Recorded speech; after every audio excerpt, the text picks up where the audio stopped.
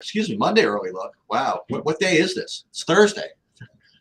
Thursday early look. Just a couple of announcements again. I'm going away for the weekend, but I will have my computer, so you probably won't even notice that I'm not around if you want to know the truth.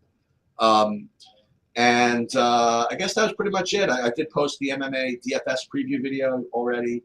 The betting video will come down in the next day or so. And if you are going to play MMA, just remember that it's a 1 p.m. start time Eastern because it's in London, which is awesome, actually. And I guess that was pretty much all I had. For those of you that were there last night for the late night sweat, you already know how we did, and we were sweating a couple of people. I think Scott was his name. I forget. He ended up getting second in the single entry, which is really good. We had Brandon Cruz who made the money in that. We were sweating that, so that was definitely a lot of fun. And we're on to a very, I think, we keep saying this, but then 6 hours from now, news will come out, whatever. It seems like a very pedestrian type of slate at first look, meaning that there's very, very little value to come by, which means, again, if this actually held, that it would be probably tough to get some of these studs in. So that's my 30,000 foot view. Did you take a look at the slate from that perspective, or you just want to go, Yeah, I agree. Right now, there's not a whole lot and to be honest with you, there's a few questionable tags, but it's probably going to be someone we haven't even thought about yet, or something that something ends up happening to, because right now it does feel like a very no value, kind of a fun old school kind of slate, which I would love, and I'm ready for it. So I'm hoping that things don't change too much. But having said that, we know they probably will. 284 for first. Bring it on. 284 for first. The Sheets special. Yep. Bring it on. All right. Let's pull up your screen and we'll let's do that. Screen, and boom. Okay. Almost boom. There you go. And good luck to everyone today at the NCAA tournaments and everything. There's a lot of stuff going on. I only played a few pools myself, but should be a fun tournament. The more research I did a little bit of research on it, and it was it just looked like it'll be a fun tournament. Hopefully, my UCLA guys can do well. I also want to give a shout out to Shrek for taking everything down last night. A good guy. I only know him basically from Twitter and stuff, and we one of the guys we let's say our views are aligned on a lot of things. So he's a good dude, and always near the top of the NBA leaderboards, and he won about, I think, 350 last night. So nice. Anyway, all right, we move on to Denver and Detroit today. Sheets. This is a game where I think you're going to get look, there's not a whole lot of things to choose from today, right? I do think that if there's some team that would do anything weird, it might be Detroit, but we'll know that before lock. And as of right now, I just have a bunch of guys who are showing up as okay on the Detroit side. I think that the Magruder thing is right now, the early ownership projections, I just don't buy him being double digit under 5K with Ivy coming back. But on the Denver side, I think Jokic and Murray are both terrific plays. I don't really have a lot of love in everything else, but it's a smaller slate. So if things stay the way they are, I might use a little bit of KCP, and we might be forced into, or people might feel forced into guys like Magruder. I probably would go Omarui ahead of him, but not like a game that I'm overly excited about. But there's not a whole lot on this slate to find. So I think spending up for Jokic, if we end up getting enough value, is perfectly reasonable. And if not, I think Jamal Murray is my favorite player from Denver. I don't mind a large field Michael Porter Jr. play. That's pretty much my stuff for this game. Yeah. Again, I'm probably going to end up middling my lineups here a little bit unless value opens up. So the guy that you mentioned is my favorite and maybe my only play from the game, and that would be Jamal Murray. That would be where I would go. I just don't know how I can get. At least now, I don't know how I can get to Jokic. It would be, listen, it would be nice if I could play him, I guess. But he certainly rates to be him and Giannis. Those are two guys who are that rate to score 10 more fantasy points than the next guy, right? So seems like you want to play them, but as they say, this is a salary cap game, and if it means I'm going to have to play guys like we'll get to some of them, but like Phoenix guys or something like that. These are the guys I'm looking at that are under 4K, for example. It's tough, and it's like it goes back to the question I asked you again within the first, not with the first week, but maybe the first couple of weeks of me playing DFS. I just asked you a very simple question. It seemed like a simple question. I said, "Hey, I have a question. Like, what's better to play the 9K guy with the 3K guy, or 2 6K guys, right?" And you're like, well, it just kind of depends, right? And I say, well, yeah, it's true, but like in general, is it better? Yeah, and that the funny thing is that question, like extrapolated into like 75 different lineup spots, is really the question of DFS, right? Like do you play the top rated guy along with kind of guys that rates and written crappy, or do you play like middling guys? And it depends on how crappy the crappy guy is, how great the top guy is, and how decent the middling guy is. So like on a card like this, or like on a slate like this, you have two choices. If you really love these big studs like Giannis or Jokic, you have to kind of close your eyes and eat it, and know that you're probably going to have crappy value, and you hope that 12 points is enough. But if you can live without the Jokic and Giannis, and you can find some good middling plays like Jamal Murray or whatever, and you go that way, and that's kind of what makes it fun. So with that kind of philosophy in the background, I'm going to go with Jamal Murray from Denver and probably pass the rest of the game. Yeah, that's pretty much where we're at. All right, why don't you start off with the next one, OKC Toronto. All right. You have Pascal Siakam, who has been kind of really trending down as far as his performance goes, but he fits the price range of who I want to kind of look for today. So Siakam at 8,400 looks decent, and Van Vliet always is playable. But they moved him up a little bit. See, it used to be like Siakam was like 9,700 recently, and Van Vliet was always around 82. And now I guess for good reason, I guess they've kind of almost flipped. Yeah, Van Vliet is actually more expensive now than Siakam.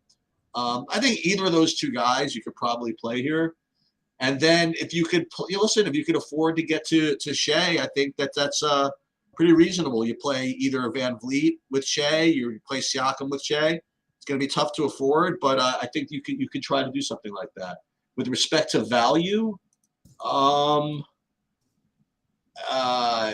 really nothing. I mean, Trent at 4,300 would be the only thing I would even attempt. Then again, Trent, we did consider playing him at like close to 6K for a while.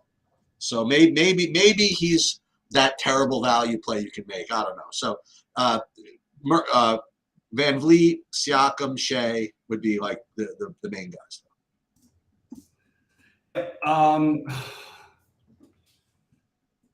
Yeah, I mean, you're struggling over there. Yeah, like it just feels like the absolute wrong thing to do to play Siakam here. And I get the feeling this play might end up being more popular than he's even being projected right now. It's just we've seen what happened. Like, I mean, they're playing better basketball. Their Podol's involved a lot. I keep saying this, but they run that high screen and roll with Van Vliet and Podol like all the time. I prefer Van Vliet, but even the price is a little bit uncomfortable for me there. I don't know where I want to go with this game, but I definitely would like to do something against OKC, especially Scotty Barnes, maybe. I really don't have a strong take on this. Gary Trent as a value at the moment, which is a value that may not exist later on, like may not seem like anything, but right now looks like a reasonable value. I don't know. I feel like it's really hard for me to pick. I think that if there's no ownership, I would take a shot on Podol. But I'm curious where the ownership ends up. If he's sub 10%, that might be a play I decide to make. And then Shea at 9,600, even in a bad matchup, I'll take a shot. Nobody. I mean, this might be the early look of the slate. Like nobody you're all that excited about. Like that's for me. There's nobody I've even written down that I feel like, oh, I need to play this guy tonight. I need to make sure to remember to play this guy. can't really find anything that I'm all that in love with in any game yet. So hoping we find some more stuff in the later games, because so far I'm pretty uninterested. Okay, You ready to move on to more? Sacramento and Brooklyn? Yeah.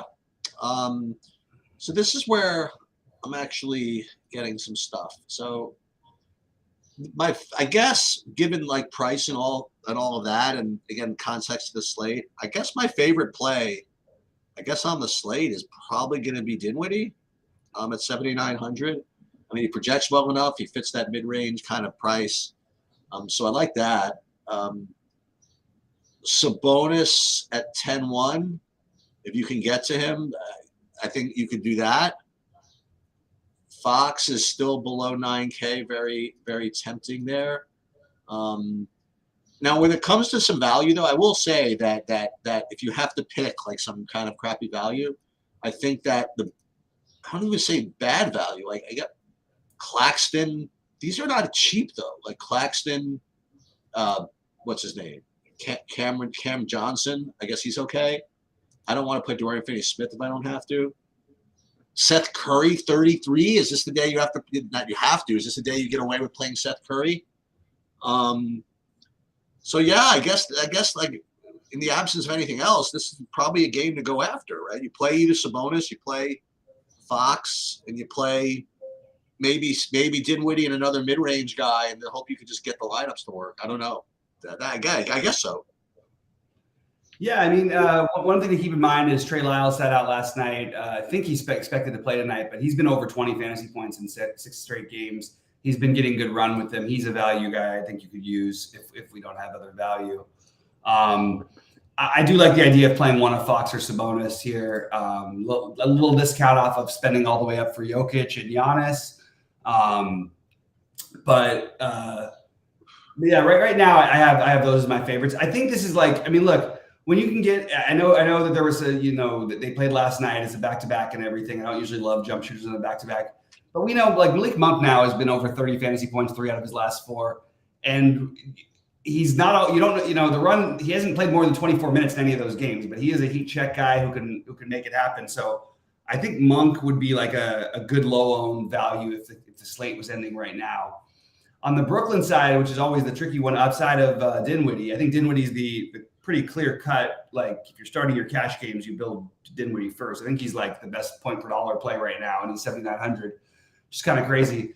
Cameron Johnson I like, but at crazy high ownership, I tend to look for the fade just because there is like Royce O'Neal could take over some of his minutes, I think, and he did a couple times. So it's sort of up in the air. I think he's a good play, but at 40% ownership or probably higher, I don't know if I'm going to end up making that one. And same thing with I mean, Finney-Smith is another one.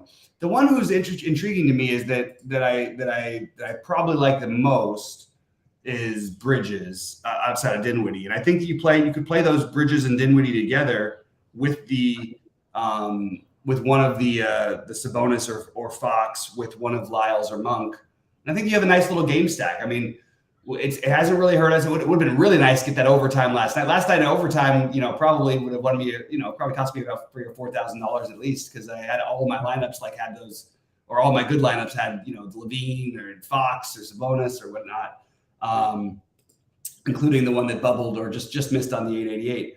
Anyway, all this to say that I do like this game to target. I think I'll be mixing and matching, but right now my favorite pieces are Dinwiddie, Bridges, one of Sabonis, Fox with either Lyles or Malik Monk. And it's a slate where I don't mind playing Harrison Barnes and Dorian Finney-Smith just because we don't have a lot of other stuff. So this is definitely the game that I'm targeting right now. So as you mentioned, so this is probably my favorite spot on the slate so far. It's sort of amazing what Michael Bridges is kind of becoming this year, huh? I mean, I don't think it's amazing. I think what the NBA is a league of, there's probably 300 guys that could score 20 points a game in modern NBA. And I think when you give guys a chance to have 35% usage, it's going to be almost impossible not to put up. I mean, literally, you wouldn't be in the NBA if you couldn't put up numbers. That makes sense. But Bridges is a very good basketball player, but in the future, I expect him to be like a I think he's actually improved too, but I think he's more of like a right around just under sub 20 point per game guy. I don't think he's this monster player on a really good team. I know he put up some numbers for Phoenix, but that was when Chris Paul and Devin Booker were out. I'm not going to go, okay, well, this means Mikal Bridges is the best, but I do think he's a really good basketball player. All right, so then we have the one game before the Island game sheets. This is where everything could go completely crazy because you have 4 guys questionable. I think all legit questionable on Indiana. This is the one spot where there's that stuff to know. Halliburton, Hield, Turner, McConnell. And I really, it's going to be very hard to break this down without knowing who's playing of those guys. As of right now, I know Nesmith looks like a good projection play. I'm not really sure why exactly on SaberSim. I think they're sort of accounting that maybe some of these guys are out. But how do we break down a slate where their 4 main guys are going to be out? And how do we break down a game where the 4 main guys are out? Well, we'll start with the blurbs, I guess. I mean, based on the last comments yesterday from Halliburton, it looks to say trending in the right direction. So I think Halliburton, boy, at 9,700 on a slate in the absence of value is very, very tough. Especially if guys are out and this game gets disgusting, which it could. I don't know if that's the best way to spend the 9,700. And then I'd love to take a shot and play like Halliburton and Giannis, but you do that on this slate with leaving 4,700 a man. That's tough. I mean, it's tough today. So, I mean, you could play Giannis, I guess, but I mean, but the point is what you just mentioned. I mean, like you have all these guys that are questionable. To speculate as to who's going to be starting right now is kind of silly. But then again, it is like an 8:00 game, so you have to, you know what I mean? Like you're not going to probably get all the news before you have to make some decisions, and so you have to kind of look at the slate here. So the good thing is it's set at the 7:00 game. I don't think I'm going to get much, if any. You know what I mean? I'll get Murray, but I guess you do have to decide whether you're going to play Jokic or not, right? So that's a decision you have to make. OKC Toronto. I mean, do we really love anything from that game? No, but Sacramento Brooklyn we might. So yeah, we're going to really need to know this Indiana Milwaukee thing pretty in time, I think. But we can't do anything about it now. We just got to wait, But we know what to do. Listen, if they're all out, you'll see. We don't have to speculate. We'll know who to play. We'll update the projections, and we'll just know what to do. Yeah, it does like the price might feel high for Halliburton. Probably worth noting that he's averaging 58 fantasy points a game since the All-Star break when he plays. So this might actually be too cheap for Halliburton, and he's going to be the low owned. So I will absolutely make my mark on making sure to try to get some Halliburton, which is probably going to force me into like if I was able to afford it on a different slate, I would be trying to play a Halliburton Giannis lineup. Now, I don't know how to do that without value. Yeah.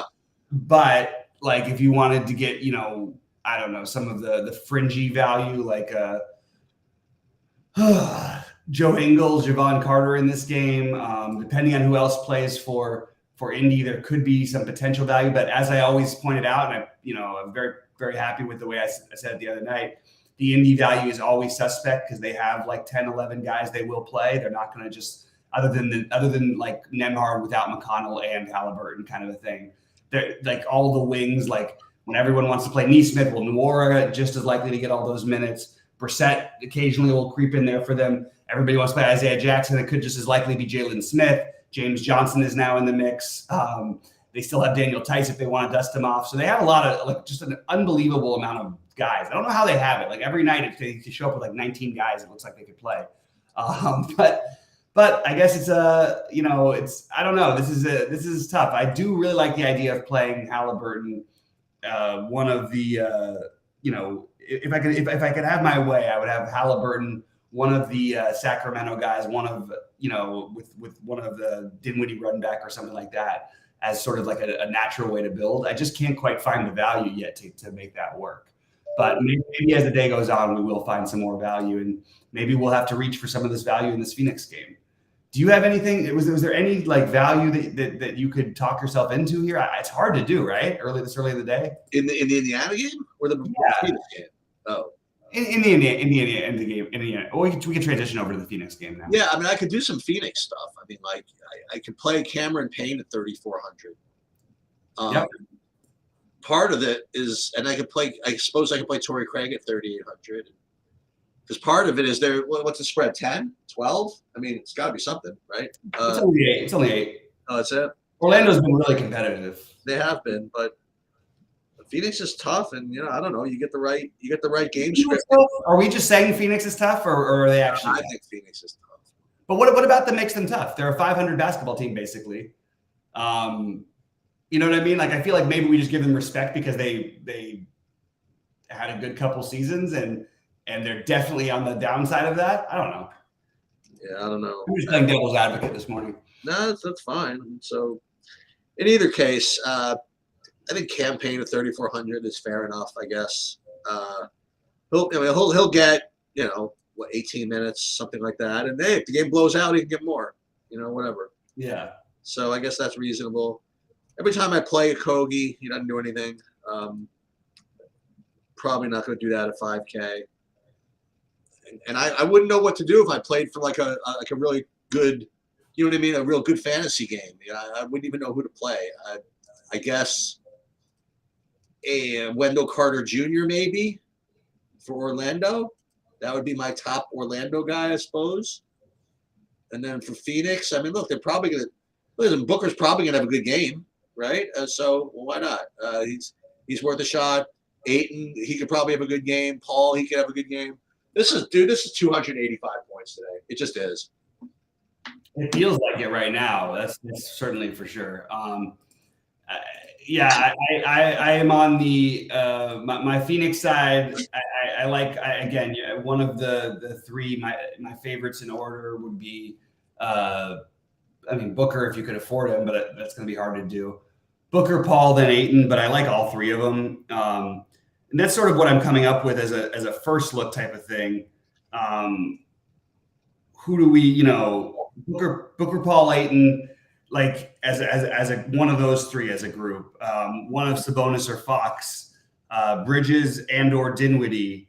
Then you get the Halliburton, Giannis. Those are the guys I want to spend for. I just don't feel comfortable with any of this value. I kind of I get the Cameron Payne thing. I think I would be more likely to play Torrey Craig than Cameron Payne. The only problem with the Payne thing is that he wasn't getting the minutes back. And then on the back-to-back, they played him on both sides of it more minutes. But that seems more like it was to protect Paul. The Suns are on a losing streak. I think that they're going to put their best foot forward here at home tonight. So I like these guys. I just don't have a great run back from Orlando. Probably the best run back would be Cole Anthony or Jalen Suggs, and you're just hoping that Cole Anthony gets hot and that Jalen Suggs, stays on the court for 30 minutes, basically. But those two guys have been sort of the good wild card plays for the Magic, especially as of late. This is one slate where I'm not going to mind if you end up with some Gary Harris, just because he's starting. He's 3,500. I know those other guys take away from him, but the fact that he's projecting for like 14 fantasy points I guess that's okay. I know he only scored 7 in the last game, but he scored 26 and 24 the 2 games before that. He's been starting that for a while, and I think his average is probably a little closer to 18 than it is to 14, so I'm not really sure why that's lower. But that's the kind of stuff you're talking about in terms of value today. There's really not much there. Dinwiddie as the priority. As I mentioned, one of Booker, Paul, Ayton, one of Sabonis, Fox. Try to get what you can from the Sacramento-Brooklyn game. If you can afford Halliburton, I love that play as at low ownership. One of the Toronto guys, one of the Denver guys, but nobody who I have like a strong, I must play this guy. It's really going to dictate, who plays later, mostly for Indiana, I guess, and whether we find any value. And if we don't find value, I'm going to be looking at builds like Dinwiddie, Murray, Ayton, or Paul, Bridges. Those will be like the high mid-range. And then you're playing like Omarui, Nick Claxton, who I forgot to mention earlier. Campaign would be a value, but Okogie in the mid-range is fine. Dorian Finney-Smith is fine. Nothing to be that excited about. So that also, every time I say that, those seem to be my better slates. So hopefully that works out well. I mean, you're looking at the studs here. You have Jokic at a 100-point spread. You have Giannis at maybe a 100-point spread. I guess the best of the spend ups relative to that is probably Sabonis, I suppose. You know what I mean? Like, just at least that game is rates to be competitive. I don't know. Yeah, I think that makes sense. But again, maybe it's a good day to as of right now. I think it's probably a good day to try not to spend $10K if you can. Right. Because I don't know how we can do it. And I'm interested in Joanne's question. She's asking about our golf thing last night. I don't know what prize we're talking about. I didn't say anything about it. Oh, yes, she's correct. But she said I wrote it down. I wrote down what I said. I wrote down was all the plays we had. I wrote down all of our 10 golfers. I didn't know what the prize is. What is the prize, Sheets? The prize was, again, if someone was able to put the 10 things in the chat that was at both things, I would give them a prize. Oh, that's right. Somebody had to do it in the chat, though. Yeah. We never figured out what the prize. You never figured out a prize, right? I told them that I was going to probably renege in advance. I'm just saying. But whose fault? I forgot to ask people to post it. So I'll double the prize for next week. So you know what they say? What 2 times 0 is? So I'll double it for I'll figure something out. All right, sounds good.